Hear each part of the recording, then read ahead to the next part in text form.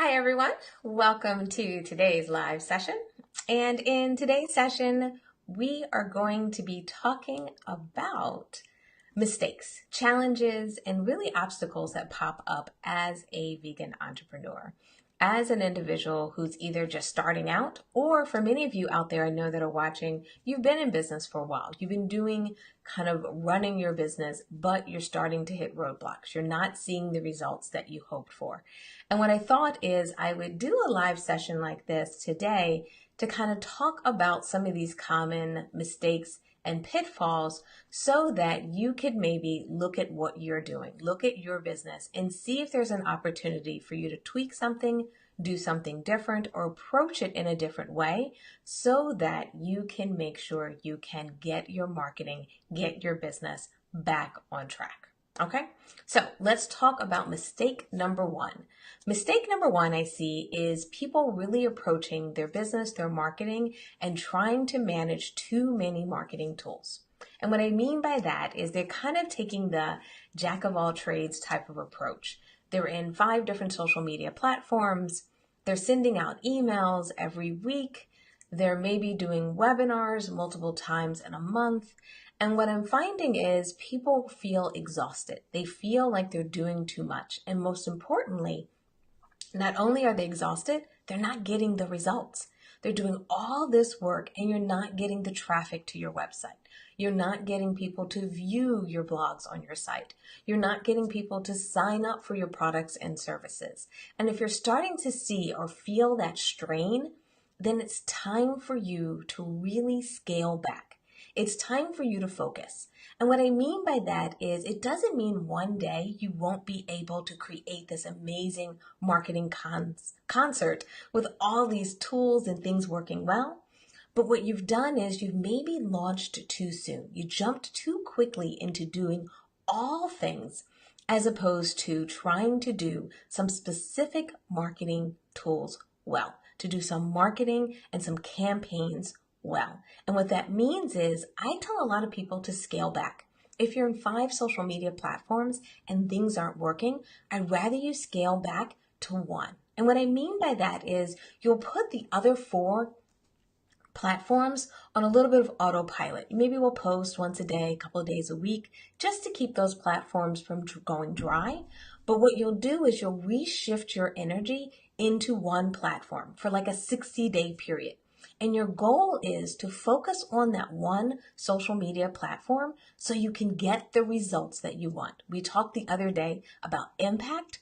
The impact that you're hoping to get by using and leveraging social media, we want to make sure you can realize that in at least one platform. Then once you get those results from that platform, what you do then is scale back up. You take what you learned from that platform and start to apply it to the others. Now, you're going to scale up over time. So you may do a 60-day on one platform, and then when you bring the next platform online or the next platform that you're going to reactivate, you're going to work on that and focus on that for 30 days. And what happens is by incrementally adding each platform back in, especially for my folks there who are in business, if you're new, then you take the approach of just adding one platform at a time. What you're doing is you're building from success.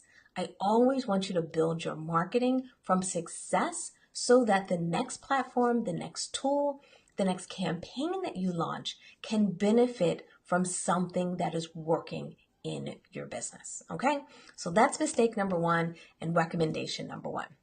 Mistake number 2 is not spending enough time with your customers. And what I mean by this is, and this is really customers and prospects. What I find for a lot of people is we get so bogged down into the day-to-day of our business. Email is driving us crazy. We have to respond. We have to get orders out if you have a product. Maybe if you're a consultant, your calendar is booked and you're meeting with people. And what happens is you are just running your business over and over every day, every week. And what we want to do differently is make sure that your customers feel like they can reach out, they can touch you, they can talk to you, they know who you are. Now, for some people, I know you may not like to do what I'm doing now, being in front of the camera. So there are other ways you can do it. You can do this with having pop-up in-person events. If you have a local veg fest, if you have a local, I can't think of the word. I was going to say, it's not Green Fest. Oh, the thing that happens in April. You guys know what I mean. If you have those events, then what you want to do is you want to maybe host a spin-off event or a pop-up event where you meet people at XYZ destination in that event, and people locally can meet with you, talk with you. You guys can have lunch together. It doesn't have to be a big gathering. We're not trying to make this a major event. We're just trying to make you accessible, especially if you're a coach, especially if you're an instructor, someone who's going to be in front of people and people are hearing you and know who you are. And if you're going to that event, you should do it. If you're going to be a speaker at any of these events, any Veg Fest, any conferences, events that are coming up, send an email out to your list and let them know not only are you speaking, but that you're going to set aside time, even if it's 15 minutes, 30 minutes, so that anyone who's attending the event, anyone who's in the city, or anyone who's around, they can connect with you. These moments and opportunities are super critical and important to your success so that people know the business, the brand, and the people behind it. The same thing can happen if you have a team. So I highly recommend that you spend time with your customers. Now, all of it can't be in person. Some of this may be dropping them notes every once in a while. So maybe sending out a couple of personal emails, touching in, how you're doing, how things are going, or sending out a reward, giving people a discount, or people who've been loyal to you. Anything so you can continue to foster that relationship.